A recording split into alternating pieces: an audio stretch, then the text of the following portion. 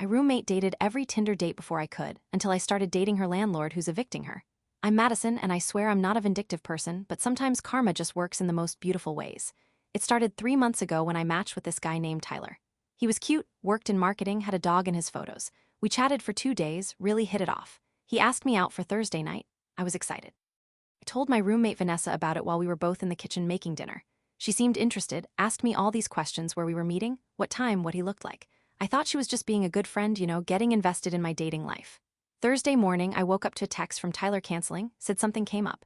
I was disappointed, but whatever, these things happen. That night, I came home around 9. Vanessa wasn't there. I figured she was out with friends or whatever. I ordered takeout, watched Netflix, went to bed. Friday afternoon, I was scrolling through Instagram, and there it was. Vanessa had posted a story, her and Tyler at the exact restaurant he was supposed to take me to. She had her hand on his arm. He was smiling at her. My stomach dropped. I stared at my phone for like 5 minutes straight, trying to process what I was seeing. Maybe it was a coincidence, maybe it was a different Tyler, but no, same face, same dog in his profile picture that I could see tagged in her photo. When Vanessa got home that night, I confronted her. Casually, I was like, "Hey, funny thing, I saw your story. That guy looked familiar." She didn't even flinch, just shrugged and said, "Oh yeah, Tyler, met him on Bumble." "Why?" "I matched with him on Tinder," I said. "We had a date planned for last night." She looked at me with this expression I couldn't quite read. Then she laughed, actually laughed. Oh my God, what are the odds? Small world, I guess. But here's the thing, I could see it in her eyes. She knew, she absolutely knew. I let it go because I didn't have proof. Maybe it really was just a bizarre coincidence. Denver's dating pool isn't that big, right? We're both single women in our late 20s. Maybe we just have similar taste in guys. 2 weeks later, I matched with Brandon, accountant, really funny. We talked about hiking and craft beer. We planned to meet Saturday afternoon at this coffee shop downtown. Friday night, I mentioned it to Vanessa again, just casual conversation. I was sitting on the couch, she was in the kitchen. I said something like, "Oh hey, I have a coffee date tomorrow with this guy Brandon." She came into the living room. "Brandon, what's his last name?" I told her. I even showed her his profile because she asked. Saturday morning, Brandon canceled. "Family emergency," he said. I didn't even need to check Instagram this time, but I did anyway. Sunday morning, there it was, Vanessa and Brandon at a brewery. She was wearing the new dress she just bought.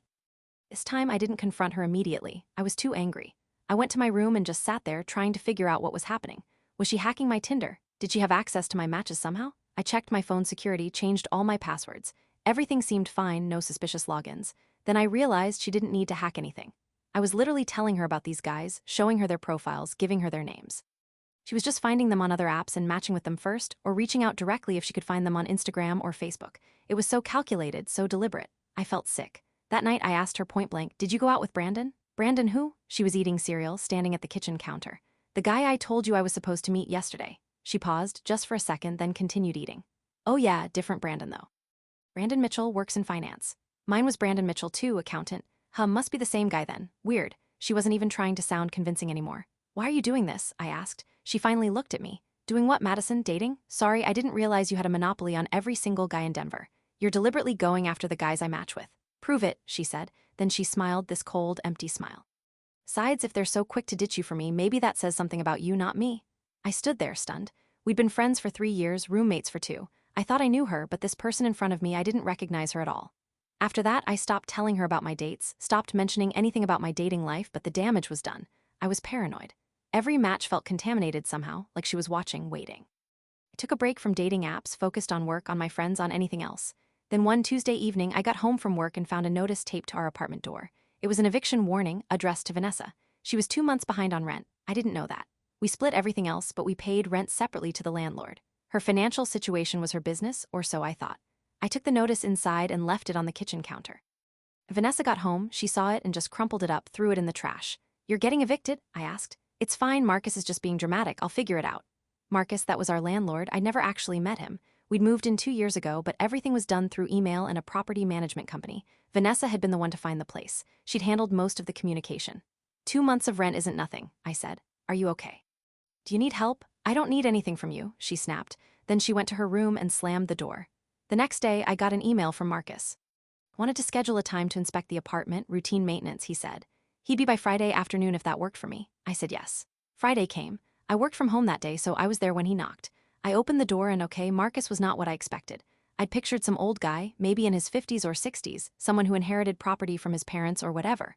Marcus was 32, tall, dark hair, really nice eyes. He was wearing jeans and a button-down shirt, and he had this warm, genuine smile. "You must be Madison," he said. "I'm Marcus." We shook hands, I let him in. He walked through the apartment, checking things, faucets, light fixtures, windows. He made notes on his phone, very professional. "Everything looks good," he said when he was done. "You've taken good care of the place, thanks. It's mostly me doing the cleaning, so." I didn't mean to sound bitter, but it came out that way. He caught it, raised an eyebrow. "Roommate issues?" I shrugged. "Isn't that just part of having roommates?" He smiled. "Fair enough." We talked for a few more minutes about the building, about the neighborhood. He mentioned he owned 3 properties in the area. This was his full-time job now, but he used to work in real estate development. He was easy to talk to, really easy. And I realized, standing there in my living room, that I was attracted to him, which felt weird given the circumstances. Before he left, he paused at the door. "Look, I probably shouldn't say this, but you seem like a good tenant. If Vanessa's situation doesn't resolve and you need to find a new place, I have another unit opening up next month, smaller but cheaper. Just keep it in mind." "I will, thanks." After he left, I couldn't stop thinking about him, which was ridiculous. He was my landlord. That was weird, right? Probably inappropriate. But then, 2 days later, he emailed me, not about the apartment.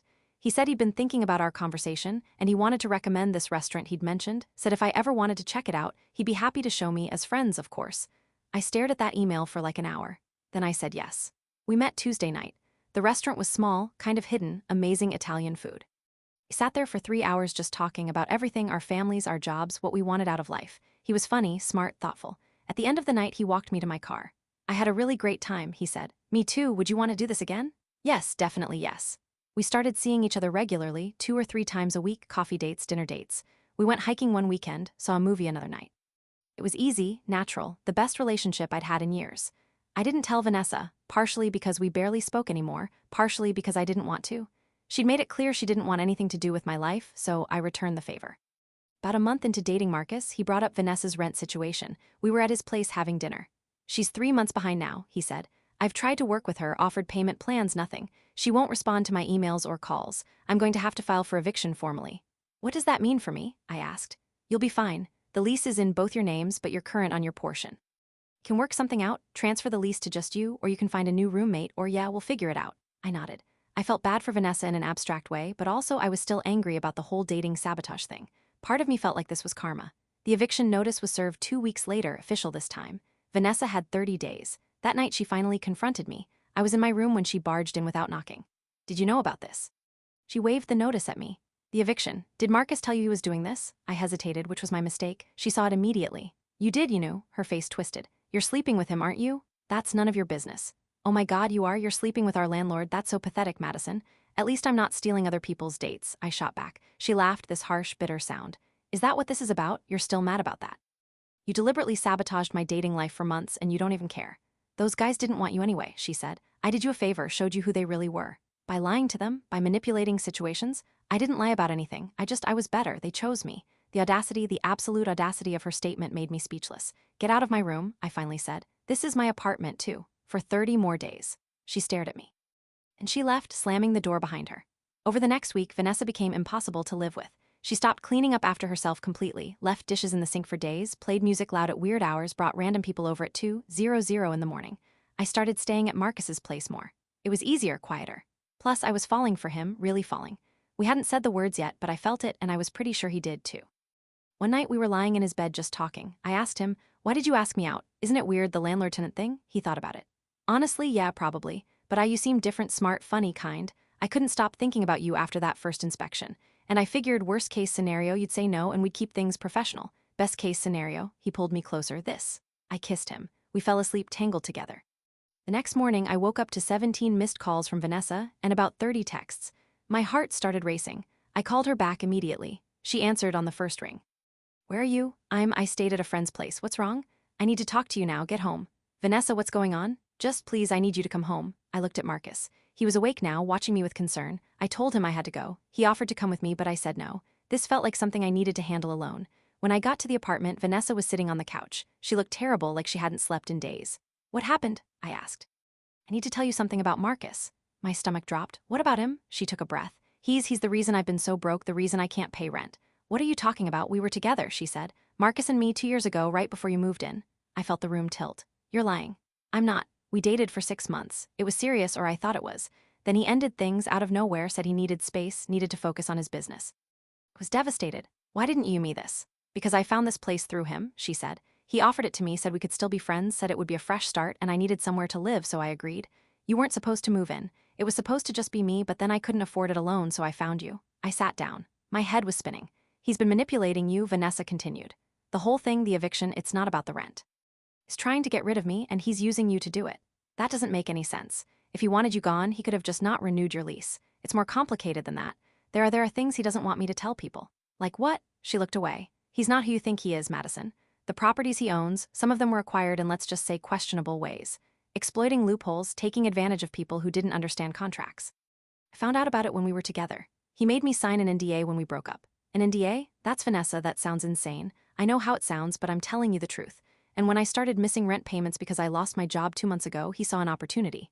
Get rid of me. Make sure I can't talk. If you lost your job, why didn't you tell me? I could have helped, because I didn't want your pity. And because I was embarrassed, okay? About everything. Job, Marcus, all of it. I didn't know what to believe.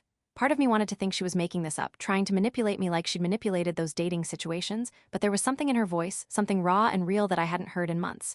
I need to talk to Marcus, I said. Be careful, please. He's good at making people believe him. I left the apartment and drove to Marcus's place. He was home, seemed happy to see me until he saw my face. What's wrong? He asked, did you date Vanessa? His expression changed, became guarded. Yes, briefly 2 years ago. Why didn't you tell me? 'Cause it didn't matter. It was over long before I met you. She said you made her sign an NDA. He ran his hand through his hair. It's not what she made it sound like, I'm sure. So you did make her sign one? Yes, but there were reasons. She was threatening to spread rumors about my business, false information that could have ruined my reputation. The NDA was to protect myself. Kind of rumors? Does it matter? They were lies, Madison. She was angry about the breakup and wanted to hurt me. Were they lies, though? I asked. The stuff about your questionable acquisitions. He looked at me for a long moment. Is that what she told you? That I'm some kind of slumlord taking advantage of people? Is it true? I've never done anything illegal. Everything I've done has been by the book legal. But yes, I bought properties that were in distress, worked deals that were favorable to me. That's business, Madison. That's how real estate works. Did you use her to get information about properties, about people? He didn't answer immediately, which was answer enough. She worked for a property management company, he finally said. She had access to information about buildings that were struggling, owners who were behind on mortgages. I used that information, yes, but she knew what I was doing. She was helping me willingly until she wasn't. Until she realized she could try to blackmail me with it, he said. That's when I ended things. That's when the NDA happened. I felt nauseous. So you did use her. We used each other. It was mutually beneficial until it wasn't. And now the eviction, is that really about rent? Yes, he said firmly. I've given her multiple chances, offered payment plans. She's refused every option. What am I supposed to do? Let her stay until she finds a job, work something out. Why would I do that? She's not my problem anymore. The coldness in his voice, it was like seeing him for the first time, really seeing him. Is that what I am too? I asked. Mutually beneficial until I'm not? That's not fair. What we have is different. Is it, or am I just another convenient situation for you? Madison, come on. You know how I feel about you. Do I? Because right now I'm wondering if this whole thing was just about getting back at Vanessa, using me to make her feel worse, to twist the knife. That's not why I asked you out. But it was part of it, wasn't it? You knew it would bother her. You knew it would hurt. He didn't deny it. He didn't say anything. I left. I drove around for an hour just trying to process everything. Both of them had lied to me. Both of them had used me in different ways. Vanessa with her dating sabotage, Marcus with whatever this was. I felt like an idiot. When I got back to the apartment, Vanessa was still on the couch. She looked up when I came in. You were right, I said, about some of it anyway. She nodded, didn't look smug or satisfied, just tired. Why did you do it? I asked. The thing with my dates, the sabotage. She was quiet for a long time, then she said, because I was jealous. You were so happy, so optimistic. Every guy you matched with, you'd get this excited look on your face, like this one might be different, this one might be special. And I couldn't have that anymore. Marcus ruined that for me, so I wanted to ruin it for you too. It was the most honest she'd been with me in months, maybe ever. That's really messed up, I said. I know, I'm sorry, I know that doesn't fix anything, but I am. We sat in silence for a while. I broke up with him, I finally said. Marcus, good. I don't know if I believe everything you told me about the properties and the exploitation, but I believe he used you, and I believe he was using me too. He's good at that, she said. Making you feel special, making you think you're different from everyone else. Yeah, he is. More silence. I really do need to move out, Vanessa said. I can't afford this place even if Marcus wasn't evicting me. I lost my job and I've been trying to find something else, but it's been hard. What happened? Why did you lose it? Budget cuts. Whole department got laid off. Wrong place, wrong time. Why didn't you just tell me? We could have figured something out. Because asking for help feels like admitting defeat, and I've been feeling defeated enough as it is. I thought about it, about everything that had happened. I'm still angry, I said. About what you did, the dates thing, that was cruel. I know, but I get it why you did it. Doesn't make it okay, but I get it. She looked at me, really looked at me. I don't deserve your understanding. Probably not, but you have it anyway. Over the next few days, we talked more, really talked about Marcus, about what had happened between them, about the pressure she'd been under, about how the sabotage had started small and then spiraled. She told me about the properties Marcus had acquired, the families who'd lost their homes, how he'd technically done nothing illegal, but morally, it was murky at best. I wanted to do something about it, report him somehow, but Vanessa said the NDA made that complicated, and without proof beyond her word, it would just be accusations. Still, I couldn't let it go completely. I spent a week digging into Marcus's business, public records, court filings, news articles. There wasn't much. He was careful, but there were patterns. Properties bought for suspiciously low amounts, previous owners who'd filed for bankruptcy shortly after. And I found something, a lawsuit filed 3 years ago. A family who'd lost their home claimed Marcus had misrepresented terms of a contract. The case was settled out of court, sealed records. But I remembered something Marcus had said once about a property deal that had gotten messy. He'd been vague about details, but he'd mentioned the settlement amount. It was public record in a different filing. I started connecting dots, found other settlements, other NDAs, a pattern of behavior that wasn't illegal exactly, but was definitely exploitative. I compiled everything into a document, spent hours making sure it was accurate, checked every source twice. Then I sent it to a local journalist who'd written about housing issues before, someone who might actually do something with the information. I didn't tell Vanessa, not yet. Maybe nothing would come of it, but at least I'd tried. 3 days later, the journalist reached out. She wanted to interview me, and she wanted to talk to Vanessa if possible. I told Vanessa. She was scared at first, the NDA, but the journalist said she had lawyers who could help with that, protect her. Vanessa agreed. The article came out 2 weeks later, front page of the local news website. Didn't name Marcus directly, but it detailed patterns of predatory real estate practices in Denver, enough dots that people could connect them. Within days, there were calls for investigations. Other victims came forward. The story got picked up by bigger outlets. Marcus tried to call me, left voicemails, sent texts. I blocked his number. He couldn't prove I'd been the source, but he probably knew. The eviction got put on hold while everything was investigated. Vanessa found a new job, not in property management this time, something completely different. She started making payments again. Marcus ended up selling most of his properties. Whether that was because of the investigation or just to cut his losses, I don't know. Our building got sold to a new owner, someone who seemed more interested in maintaining properties than exploiting them. Vanessa and I decided to stay roommates, sign a new lease together, start fresh. It wasn't perfect. Wasn't me yet. Still had issues, still had to rebuild trust, but we were trying. One night, about 2 months after everything went down, we were sitting on the couch watching TV, some reality show we both hated but couldn't stop watching. Hey, Vanessa said during a commercial break, I need to tell you something. My stomach tensed. What? Tyler and Brandon, the guys I went out with. Yeah, they both asked about you after. They felt like they'd made a mistake, that they'd let someone manipulate them into canceling on you. What do you mean? I may have told them that you talked badly about them, that you were only going out with them as a backup option, that you were already seeing someone seriously. You did what? I know it was terrible, but I wanted you to know. And I wanted you to know that I told them the truth recently, reached out and explained that I'd lied. Why? Because you deserved for them to know. And because I don't know, I'm trying to be better. I didn't know what to say to that. Anyway, she continued, Tyler wanted me to give you his number. If you're still interested, he felt really bad about how things went down. She handed me a piece of paper with a number written on it. I looked at it. I don't know if I want to date anyone right now after Marcus, after everything. That's fair, but you know, when you're ready, if you're ready. I folded the paper and put it in my pocket. Maybe, and Madison, yeah. Thank you for not giving up on me, even when I gave you every reason to. Thank you for being honest, finally. She smiled, a real smile, the first one I'd seen from her in months. Went back to watching our show, and for the first time in a long time, things felt normal, not perfect, but normal. A few weeks later, I unblocked Marcus's number, not because I wanted to talk to him, but because I wanted to see if he'd tried to contact me again. He hadn't, not since I'd blocked him initially. There was something final about that, some closure I didn't know I needed. I deleted his contact information, deleted our text history, all of it. And I pulled out the piece of paper with Tyler's number, looked at it for a long time. I wasn't ready yet, but maybe I would be soon, and if not Tyler, then someone else eventually. Because Vanessa had been wrong about one thing. I wasn't optimistic because I was naive. I was optimistic because I chose to be, despite the disappointments, despite the betrayals. That was my strength, not my weakness. Vanessa came home from work that night in a good mood. She'd gotten praise from her manager. Nothing major, just recognition that she was doing well. We ordered pizza, watched another terrible reality show, laughed at the drama. You know what's funny? Vanessa said a year ago if someone had told me we'd be here like this after everything, I wouldn't have believed them. Yeah, me neither. I'm glad we are, though. Me too. My phone buzzed, a notification. Someone had liked me on Tinder, some guy named Chris. I looked at his profile. He seemed nice, worked as a teacher, had pictures of him hiking and with a dog. Vanessa glanced over. Are you going to message him? I don't know, maybe. You should. What's the worst that could happen? We both laughed at that. Given our history, the worst that could happen was a lot of things, but maybe that was okay. Maybe the disasters were just part of the process. I sent Chris a message, something simple, just a hello and a comment about his dog. He responded almost immediately. We chatted for a bit. He was funny, sweet. He asked if I wanted to get coffee sometime. I glanced at Vanessa. She was watching me with this expression I couldn't quite read.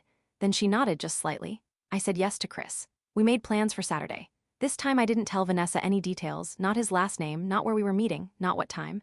Some things needed to stay private, at least until I knew if this was going somewhere. She understood, didn't ask, just said, "Good luck, you deserve someone nice." "Thanks, I think I do." Saturday came. I met Chris at the coffee shop. He was even nicer in person. We talked for 2 hours. When it was over, he asked if I'd want to get dinner sometime. I said yes again. Over the next few weeks, Chris and I kept seeing each other, slowly, carefully, getting to know each other without rushing. He didn't ask to move too fast, didn't push for anything I wasn't ready for, just let things develop naturally. It was refreshing, normal, healthy. Marcus tried to reach out one more time, not directly, through a mutual acquaintance who'd heard I was dating someone new. The message was vague, something about how he hoped I was happy, how he'd made mistakes, but hoped I could forgive him someday. I didn't respond. There was nothing to say. Some relationships end with closure, with neat bows and resolved feelings. Others just end, and you move on. 3 months after everything went down, I got a message from the journalist who'd written the article about Marcus. There was going to be a follow-up piece. More victims had come forward. There might be actual charges filed. She wanted to know if Vanessa and I would be willing to be interviewed, on the record this time, with our names attached. I asked Vanessa. She thought about it for a long time. Then she said yes. We did the interview together, told our stories about how Marcus had manipulated situations, used information, exploited people's vulnerabilities. The article came out a week later. It was big, bigger than the first one. National outlets picked it up. Marcus's name was everywhere. His business reputation was destroyed. Part of me felt bad. Despite everything, there was still that small voice that said maybe I'd gone too far. But then I remembered the families who'd lost their homes, the people he'd taken advantage of, the way he'd used both Vanessa and me. No, I'd done the right thing. Chris read the article. I told him some of what had happened, but not everything. Seeing it in print with all the details was different. "Are you okay?" he asked after. "Yeah, I think I am." That must have been hard going through all of that. It was, but I'm glad it's out there now, glad people know. He held my hand. "You're pretty amazing, you know that? I don't know about amazing, just stubborn, maybe. Once I start something, I have to finish it. That's a good quality." "It can be. Sometimes it just means I hold grudges for too long," he smiled. "Well, remind me never to cross you." Good plan. A few months passed. Life settled into a new normal. Chris and I kept dating. It was getting serious. We'd said the words, "I love you." They felt real true. Vanessa started seeing someone too, a guy she'd met at her new job. He seemed good for her, stable, kind, not dramatic. We had dinner together once, the 4 of us. It was nice, a little awkward at first, but nice. "This is weird, right?" Vanessa said when the guys went to get drinks from the bar. "Us here with our respective boyfriends after everything." "Super weird," I agreed, "but good." "Weird." "Yeah, good weird." Chris and I got more serious, started talking about moving in together. Maybe not right away, but eventually. I asked Vanessa how she'd feel about that, getting a new roommate, being on her own. "Honestly, I think it would be good for me. I've been depending on other people for too long, financially, emotionally. Time to figure out how to do things by myself." "You sure?" "Yeah, I'm sure. Plus, you and Chris are good together. You should do what makes you happy." "Thanks." "It means a lot." 1 year after everything started, I was cleaning out my closet when I found the piece of paper with Tyler's number on it. I'd never called him, never reached out. I thought about texting him just to say I don't know something, but I threw the paper away instead.